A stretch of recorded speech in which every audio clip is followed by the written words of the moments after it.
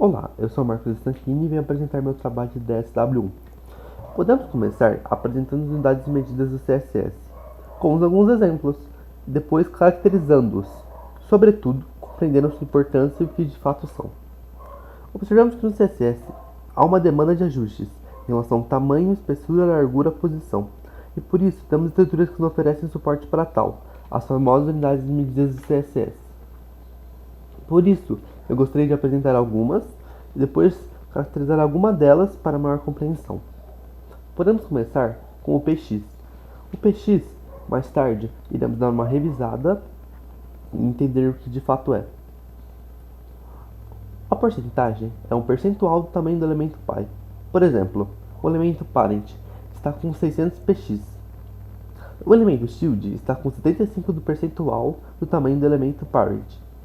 Ou seja, há uma comparação com alguma outra unidade de medida e assim tirar um percentual da própria.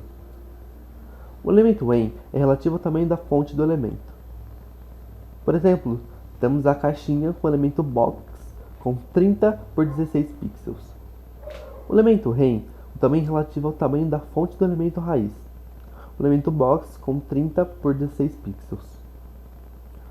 O VW é relativo a 1% da largura da janela de exibição.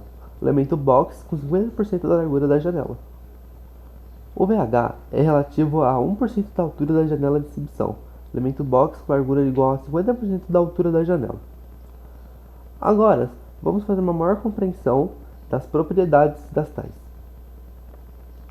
Podemos começar dizendo que o CSS oferece, como vimos, uma demanda de diversas unidades de medida.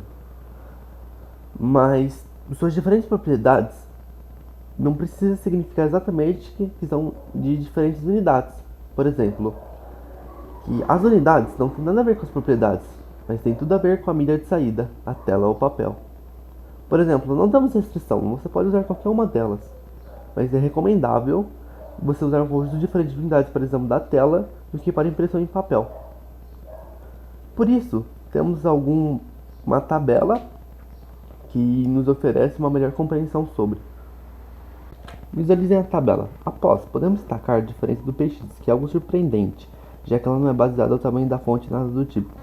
O PX é definido para ser pequeno e flexível, já que é dependente do dispositivo, com serrilhamento e anti-aliasing. O PX, portanto, não é definido como uma medida constante, mas algo que depende do tipo de dispositivo e uso típico desse. Temos outras unidades de medidas, os quais podemos destacar o ren, que vem de root en, ou seja, raiz, origem, base, radical, fonte do inglês. É o tamanho de fonte do elemento raiz do documento, diferentemente do when, que pode ser diferente para cada elemento. O ren é constante em todo o documento. Outras unidades de desenvolvimento podem especificar tamanhos relativos à janela do leitor. O ren não é útil apenas para dimensionamento de fontes. Por exemplo, é possível basear um sistema de grids inteiro ou uma biblioteca de estilos tomando por base o tamanho da fonte do elemento raiz no HTML, usando o when, utilizando para escalar em locais específicos. O when é uma unidade de largura do campo da tipografia igual ao tamanho atual especificando para cada ponto.